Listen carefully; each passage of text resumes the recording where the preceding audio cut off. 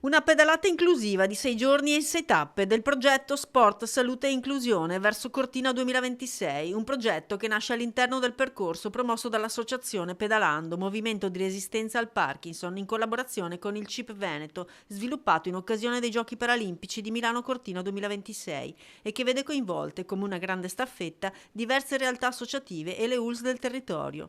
Prima tappa da Venezia a Treviso, con FIAB a fare da scorta, qualche intoppo di percorso tra temporali e mezzi pesanti sulle ciclabili, ma grande la soddisfazione all'arrivo. In tutto il Veneto sono più di 18.000 pazienti e se contiamo anche il caregiver che purtroppo diciamo è il secondo malato, facciamo poi i conti, sono tanti e questi numeri sono del 2024 ed oggi siamo nel 2026. Quindi i numeri sono molto più elevati e si parla che non raddoppieranno ma si quintuplicheranno nella malattia di Parkinson e malattie degenerative purtroppo. La prevenzione, ma soprattutto lo sport come medicina per malati e caregivers.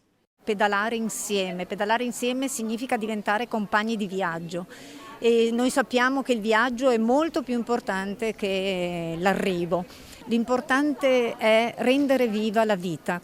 Bellissima esperienza, complimenti a loro che fanno questa attività per il sociale molto importante. Presenti anche ciclisti in tandem da Bologna che non hanno voluto mancare l'appuntamento, le istituzioni locali con la provincia, il comune e l'ULSS 2. L'amministrazione tutta è vicino ai tanti operatori che lavorano ogni giorno nel silenzio e anche quest'estate saranno vicino a delle persone che purtroppo non andranno in ferie ma saranno a curare un male subdolo ma che è forte nella nostra società. Passa un messaggio fortissimo, lo sport per prevenire, lo sport per curare e ritornare alla socialità. Ecco, la malattia non ferma, un incidente non ferma, la disabilità non ferma e lo sport spesso è il ponte che ci riporta non a una vita normale ma ci fa costruire una nuova vita. Lo sport è protetto anche a livello costituzionale, quindi siamo qui tutti insieme, anche con la provincia di Treviso, per dare supporto alle famiglie, ai caregiver e alle associazioni.